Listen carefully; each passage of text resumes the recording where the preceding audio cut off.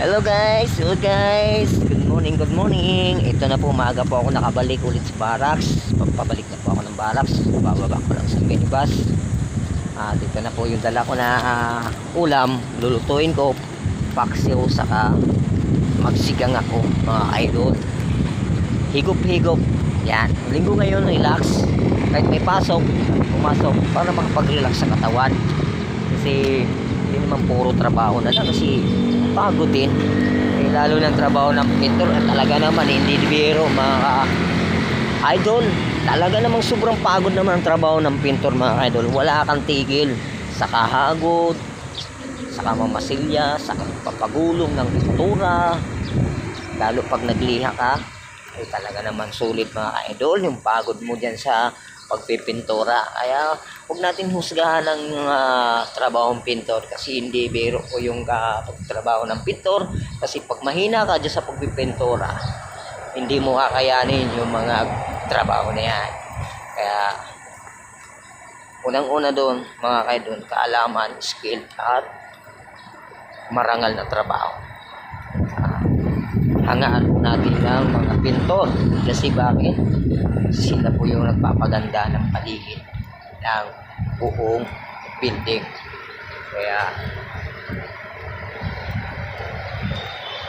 kumbaga sa makulay ang mundo. At malapit na po ako sa barracks, mga idol. Ito na po yung bakod ng barracks namin, no? Yero pa lang, color up na, mga idol. Samantala tayo, hindi tayo makabili-bili ng mga kahit yung manipis na yero lang. Sobrang mahal ng mga presyo, at tayo siyempre kulang tayo sa pera. Sila nahiga nila sa pera. Tingnan mo, bakod pala yung color up na po, mga idol. Wow, iba talaga pag mayaman, mga idol. You know what a dreamer magmahasugod at run away as all them come home blue. Just winting wind right is just a man that are always wrong.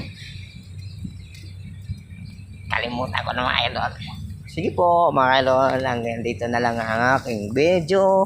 Papasok na po ako ng gate. Diyan na po yung security guard. Morning, good morning. Manghod. Na, sir. Idol. Yung mga sombrero natin, oh.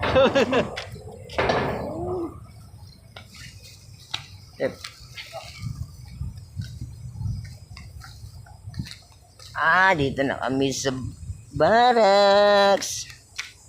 Thank you. Nakarating na naman po kami noon ng ligtas sa pagbibiyahe.